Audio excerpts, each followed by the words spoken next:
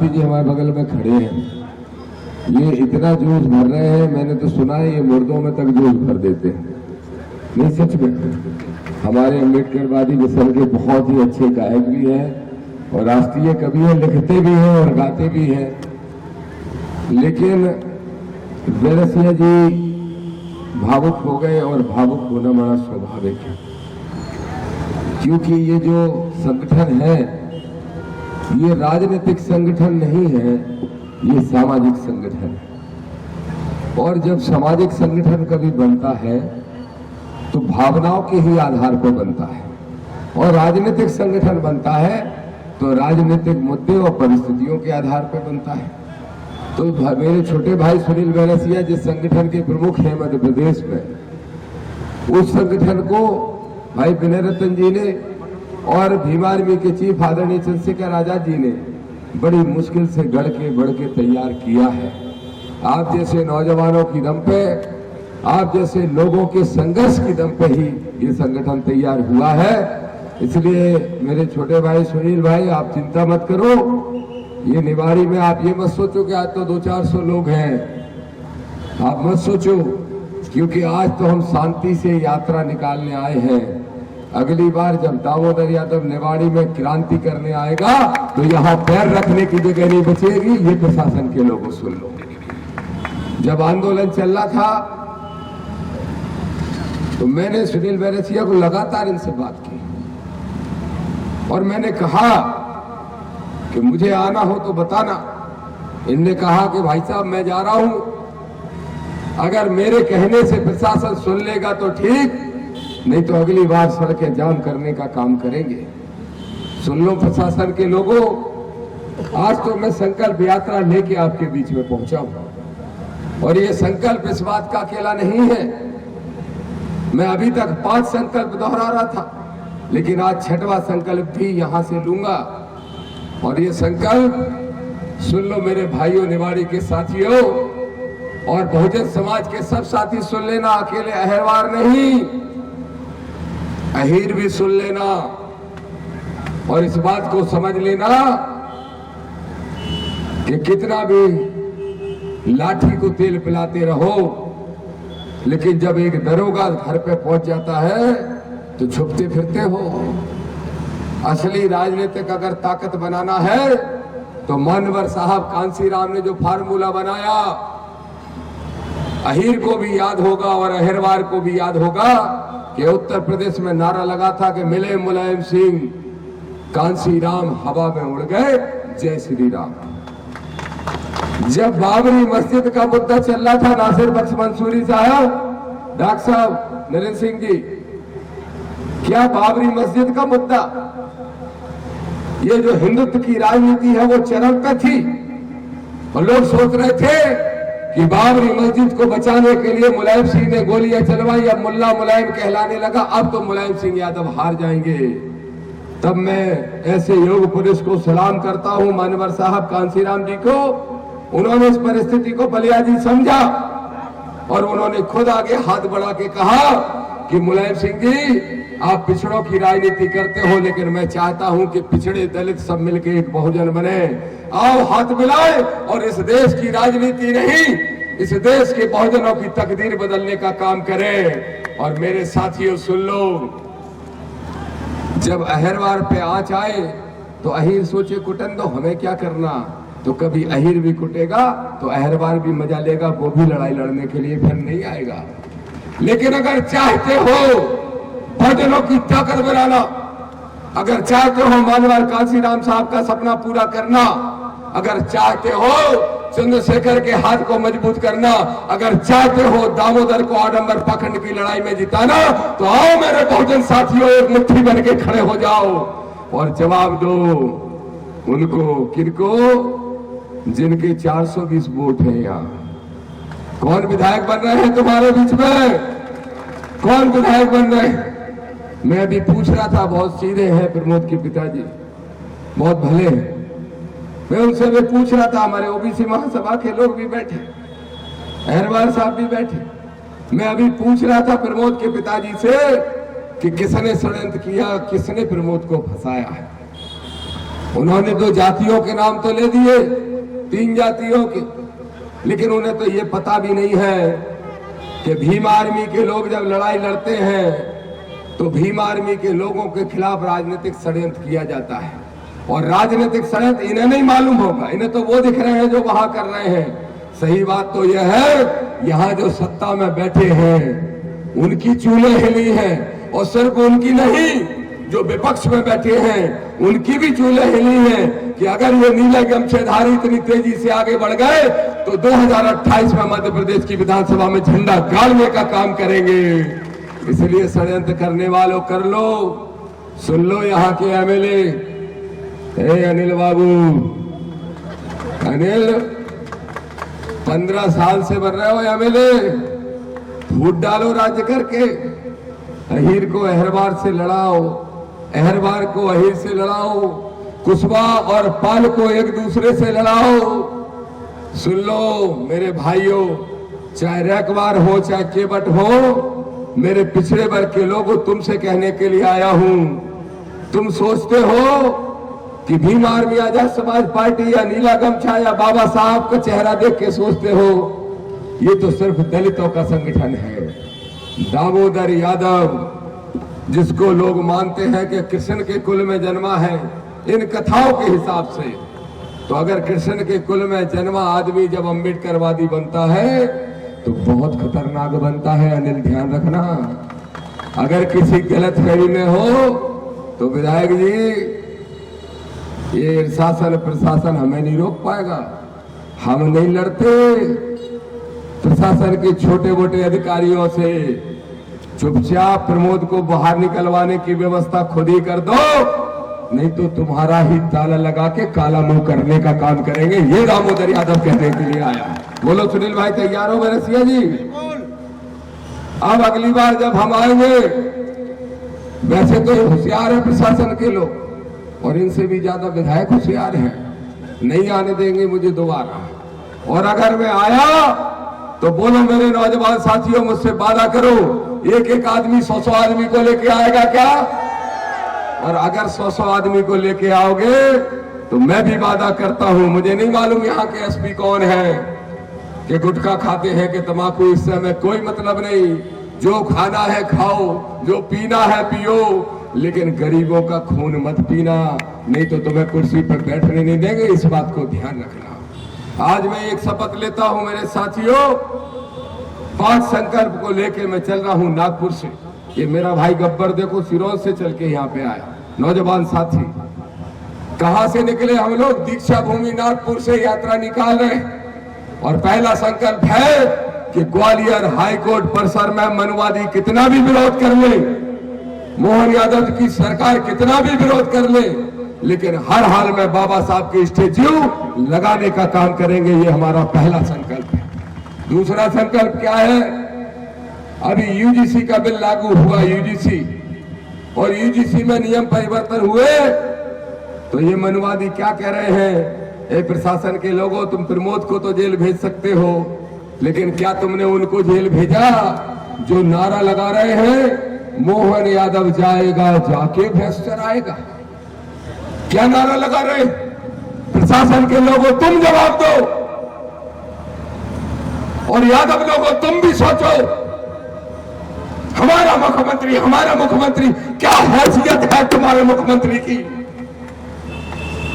एक बार अगर मुख्यमंत्री ने कह दिया कि डंके की चोट पे आरक्षण दूंगा ओबीसी को, तो क्या कह रहे? मोहन यादव जाएगा जाके भैंस चराएगा। ए मनवादियों सुन लो, अहीर भैंस चरा लेगा, गुर्जर भी भैंस चरा लेगा, कुर्मी, लोधी, कुशवा, पाल सब खेती कर लेंगे, बखर हाँक लेंगे।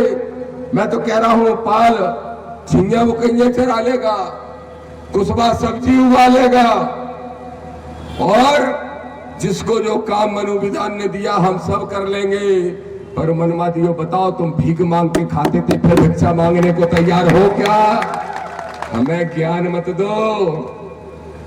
हमें जो ज्ञान मिला है वो संविधान से मिला है, और इस संविधान की शपथ लेके आए हैं, संकल्प लेके आए हैं। बाबा साहब की स्टेच्यू भी लगाएंगे और जितना विरोध करना है कर लेना, यूजीसी के नियम भी लागू करवा के रहेंगे, जितनी ताकत हो रोकने की कोशिश कर लेना। मुझे गर्व है देश के 543 सांसदों में अगर कोई यूजीसी के समर्थन में बोला, और यूजीसी क्या है? यूजीसी ओबीसी के हित में बना हुआ एक कानून है, ओबीसी के बच्चों को सुरक्षा कवच देने का एक विषय है, और उसमें अगर कोई बोला तो एक दलित का बेटा बोला। 542 सांसद मूक दर्शक बन के बैठे रहे, लेकिन अगर लड़ाई लड़ी तो चंद्रशेखर आजाद ने लड़ाई लड़ने का काम किया, किसी दूसरे ने लड़ाई नहीं लड़ी। इसलिए यूजीसी का नियम भी लागू करवाएंगे। कितने संकल्प हो गए? 2। अब तीसरे संकल्प पे आ जाओ। ए मेरे ओबीसी महासभा के साथियों, राजकुमार प्रजापति जी भी बैठे, कुशवाहा जी भी बैठे, सब साथी बैठे हो, बराबर आंदोलन चला रहे हो। 13% होल्ड हटाओ, 13% होल्ड हटाओ। बिल्कुल ठीक आंदोलन है, हमारे हजारों अभ्यर्थी इंतजार कर रहे हैं, हटना चाहिए 13% होल्ड। लेकिन मेरे भाई ये बताओ, कब तक भिखारी बन के भीख मांगते रहोगे? कांसीराम साहब ने कहा है, जिसकी जितनी संख्या भारी उसकी उतनी, नीचे से बोलो, जिसकी जितनी संख्या भारी उसकी उतनी। तो बताओ 1931 में जब जनगणना हुई थी तो ओबीसी की आबादी 52% थी कि नहीं थी? और 1931 के बाद तो कोई जनगणना कराई नहीं गई। तो जब उस समय 52% थी तो पिछड़ा वर्ग को आरक्षण भी कितना मिलना चाहिए? मत देखो मत देखो मत देखो, कुछ नहीं है। एम्बुलेंस पुलिस तो अभी अपनी सुरक्षा ही में रहेगी, चिंता मत करो। सरकार में तो नहीं है, सुनो, सरकार में नहीं है तो क्या हुआ? सरकार के सरकार हम हैं, हम समझ लो इस बात को। ये क्या है? ये है सरकार, ये है सरकार। जो इसको जानता है वो है सरकार। और नहीं हिम्मत हो तो देखो, अभी एक उदाहरण पेश हो गया ना सामने। क्या कह रहे थे छतरपुर में? आके दिखाए दामोदर, काला मुंह कर देंगे, पीला मुंह कर देंगे, जूतों की माला पहना देंगे। किसी की हिम्मत पड़ी दामोदर को रोकने की? पड़ी किसी की हिम्मत?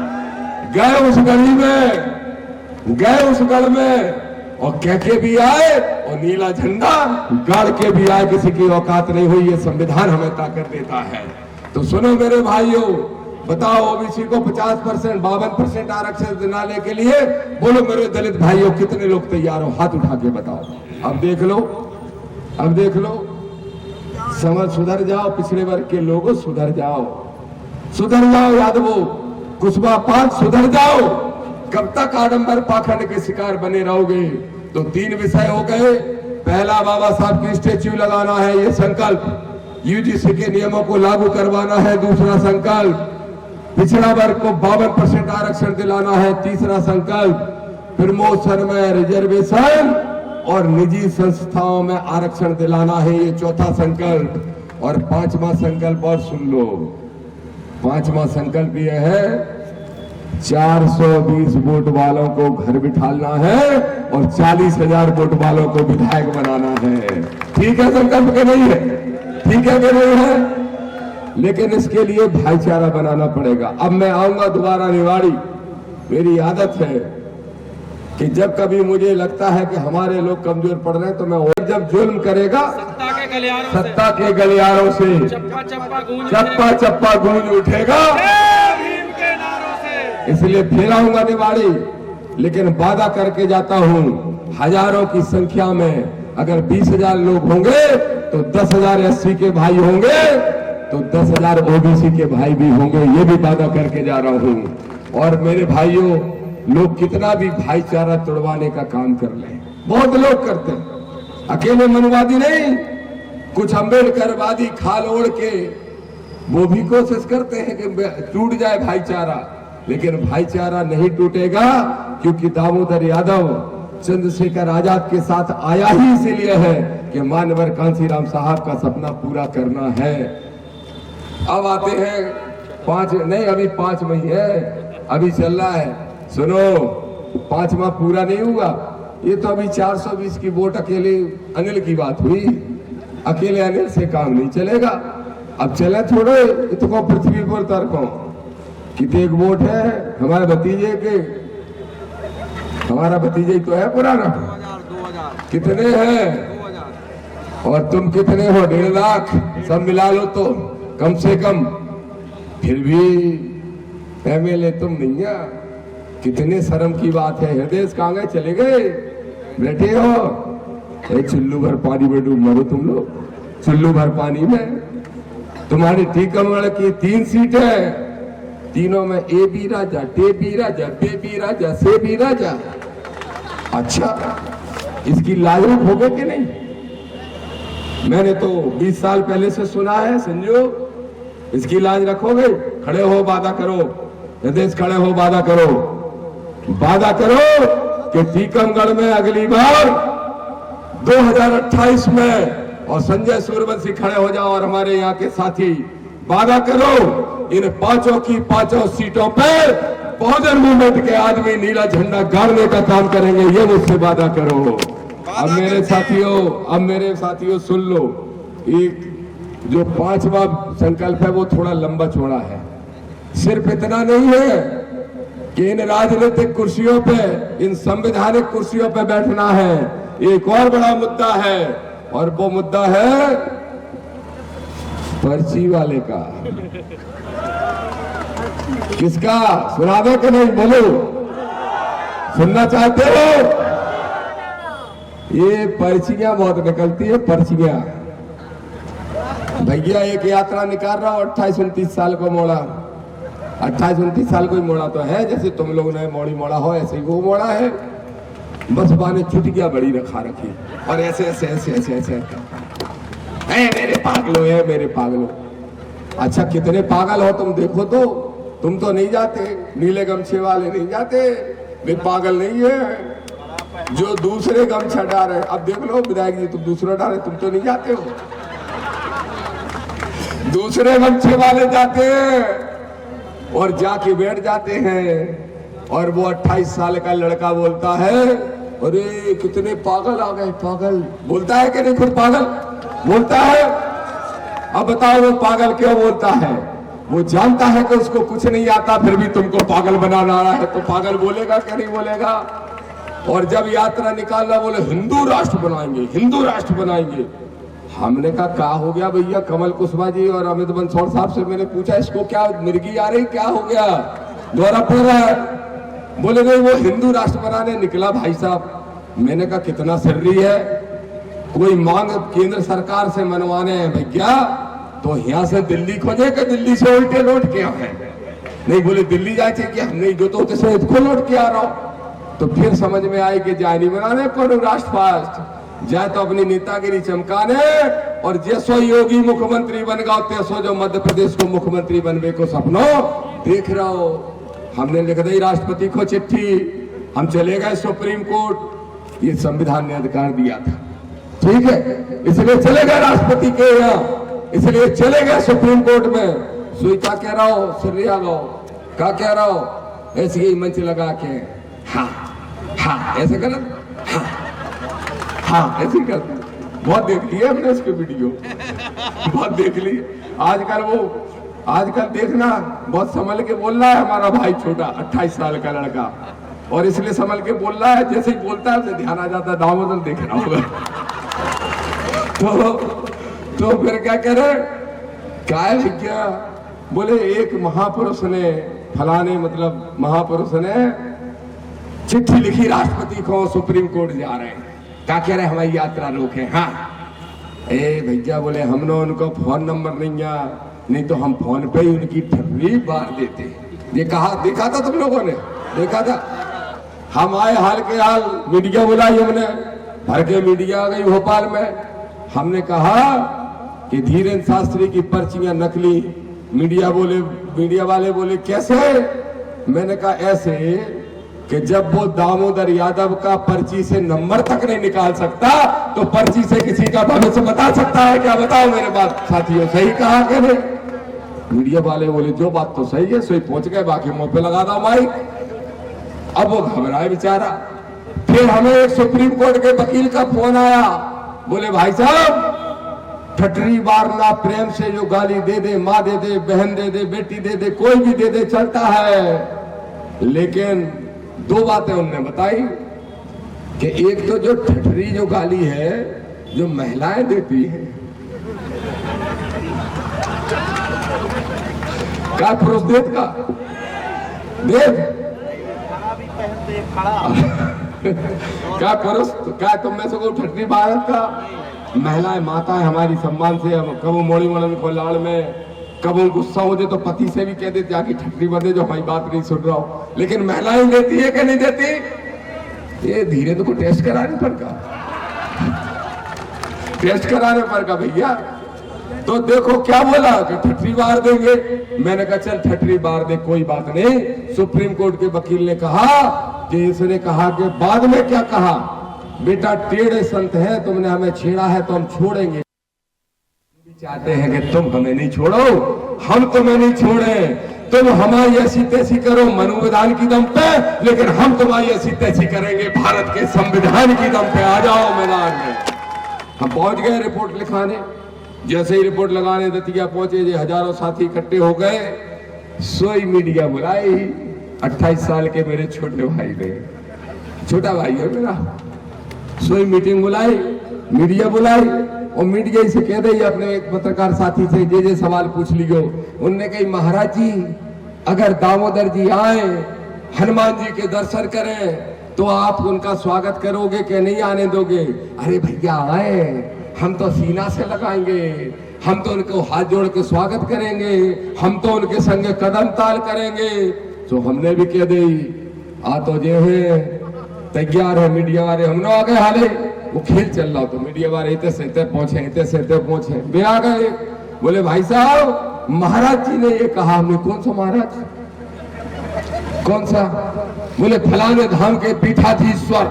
हमने कौन सी परीक्षा से बने, कितने में पढ़े, कहां से महाराज? तो बोले धीरेन्द्र शास्त्री। हमने कहा धीरेन्द्र गर्ग, ठीक है 28 साल का लड़का है, बोलो क्या कह रहा है? बोले उनने कहा कि भैया हम तो उनका स्वागत करेंगे कि आ जाए।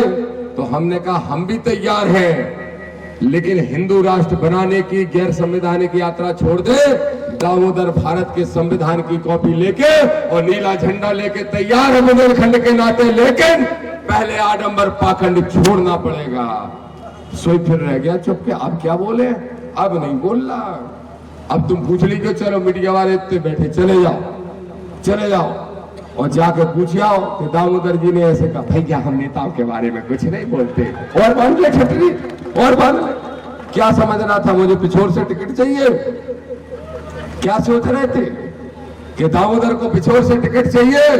सुनो धीरेन्द्र सुन ले, ना दामोदर को टिकट चाहिए किसी आर्थिक पार्टियों का, ये बीजेपी कांग्रेस की औकात क्या? ना दामोदर को विधायकी सांसदीय मुख्यमंत्री का पद चाहिए। अगर दामोदर को कुछ चाहिए तो ये संविधानवादी मूल्यों की स्थापना और महापुरुषों में एक फोटो चाहिए। मरने के बाद तुम क्या हमारा बिगाड़ोगे? तुम जैसे नालायकों को ठीक करूंगा, ये दामोदर ने शपथ लिया है। बोलो साथ दोगे कि नहीं दोगे? दोगे? देखो मेरे भाइयों, एक और किस्सा सुना के बात खत्म करूंगा। एक महिला पहुंच गई, उनके बच्चे पहुंच गए।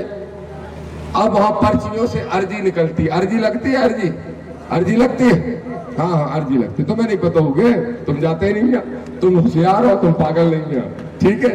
अब अर्जी निकल आई, बोले बेठाड़े लाल नीली ठहरवारे पे आ जाओ, इनकी अर्जी लग गई। भैया पहुंच गया आदमी। अच्छा, बोले गंभीर बीमारी से जूझ रहे? बोले हाँ जूझ रहे। एक डुकरिया को बेचारी माता जी को कैंसर है, तो 4th स्टेज को 5 स्टेज जो भी हो, बिल्कुल आखिरी समय में। उनसे कह दें कोई बात नहीं, परिक्रमा करते रहो धाम की और मूत्र पी लिया करो गाय का सुबह शाम, हल्दी डाल के ठीक हो जाओगे। मैंने बात मान ली, सीधी हथी तो कही क्या मान गए बात। वे परिक्रमा लगा ही नहीं पाए, डॉक्टर की दवाई बंद कर दी थी, सीधे ऊपर चले गए। अब ये भैया ने, हमारे 28 साल के लड़के ने निकाली यात्रा। तीसरे ही दिन ऐसे डरे, ऐसे मुंह में मुखर से देखो तो, और हाथ में बीपी चेक करने की मशीन बिदाए। हमने भैया का होगा भैया को? बोले बुखार चढ़ गया महाराज जी को। हमने कही फिर का भाव? अच्छा हम भी इनके यहाँ 2-3 आदमी सेट करें अपने, पता है ये मीडिया वाले दिखाने दियो, हमारे बहुत मुखबिर है, इन दिखा दो, वो सबको सबकी नजर से देखे। तू तो नहीं है, तू तो नहीं है। दामोदर का मुखबिर कौन है पता करो। तो 2-3 आदमी हम भी सेट करें, सो मन में से एक आदमी ने हमें बता दे, बोले भाई साहब महाराज जी को बुखार उतर गया फिलहाल। हमने की काय से उतरो?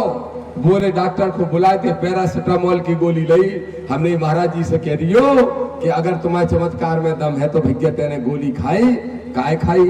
थोड़ा गाय को गोबर खा ले तो, थोड़ा गौमूत्र पी ले तो, और फिर ठीक हो जाए। मतलब दूसरों का इलाज, कैंसर जैसी बीमारी का इलाज गौमूत्र से, और खुद के बुखार के लिए डॉक्टर को बुलाना पड़ा हो। सोचो जरा मेरे भाइयों, जो आदमी खुद अपनी यात्रा में कह रहा हो ए मेरे गद्दा चोरी हो गए, गद्दा चोरी हो गए, अरे वो क्या किसी की चोरी बताएगा? बता पाएगा? नहीं तो पर्ची से ही कह देता राकेश दीपक फलाने फलाने फलाने फलाने तुम 2-2 गद्दा उठा ले गए बूढ़े पे, हमें दिखाई दे रहा हो। क्या नहीं बता पाओ भैया? तो बताओ, ये मध्य प्रदेश की धरती बाबा साहब की धरती है, यहाँ बाबा साहब अम्बेडकर ने जन्म लिया। इस मध्य प्रदेश की धरती को संविधानवादी धरती बनाना है क्या आडंबर पाखंड की धरती? बताओ। संविधानवादी। और संविधानवादी धरती बनाना है तो जरूरी है, ये बुंदेलखंड ऐतिहासिक क्षेत्र है, ऐतिहासिक धरती है। इसे आडंबर पाखंड की नहीं बल्कि संविधान की और हक अधिकार की धरती बनाएंगे। ये दामोदर यादव संकल्प लेके निकला है। बोलो कितने लोग तैयार हो संकल्प में साथ देने के लिए? अब आखिरी छठवां संकल्प ये कि देखो, बहुजन का भाईचारा बनाएंगे, बहुजन का भाईचारा बनाएंगे, और बहुजन के भाईचारे बनाने में सब करेगा, ये दामोदर वादा करने के लिए आया है। और साथ में प्रशासन के लोगों चेताने आया हूं, चेत लो, जाग लाओ, जैसे सुनो समझो सो समझ जाओ। और विधायक तो समझी गए होंगे, सो बात कर ही ले, कलेक्टर एसपी और विधायक आपस में कर लो जितनी सलाह मशवरा करने। लेकिन जल्दी हमारे साथी का प्रमोद का तत्काल प्रभाव से जो तुमने बैरसिया जी से वादा किया था कि जांच करेंगे और निर्दोष पाए जा रहे हैं हम निकालेंगे, उस वादे को पूरा करो।